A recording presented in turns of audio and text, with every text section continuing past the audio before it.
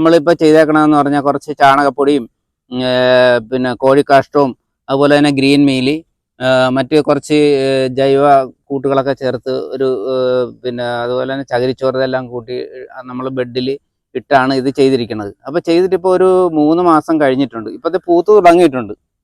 അപ്പോൾ ഏതാണ്ട് വിളവായിട്ടുണ്ട്.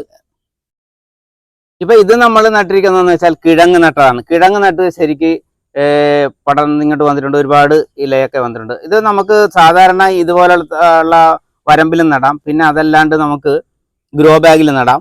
ഇപ്പം നമ്മൾ ഗ്രോ ബാഗിൽ നടണമെന്ന് വെച്ചാൽ ഇതുപോലെ ഇത് ഒന്ന് കട്ട് ചെയ്തെടുക്കുക.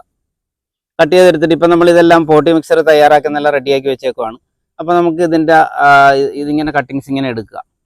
കണ്ടോ, ഇതിപ്പോൾ വേര് ഉള്ളതുകൊണ്ട് ഇപ്പോൾ വേര് ആകണമെന്നില്ല. ഇതിപ്പോൾ നമ്മളൊരു മുട്ട് നോക്കി ഇങ്ങനെ എടുത്തിട്ട് ഇതേപോലെ നട്ട് കൊടുത്താൽ മതി. അങ്ങനെ ഒരെണ്ണം ഇപ്പോൾ ഒരെണ്ണത്തിൽ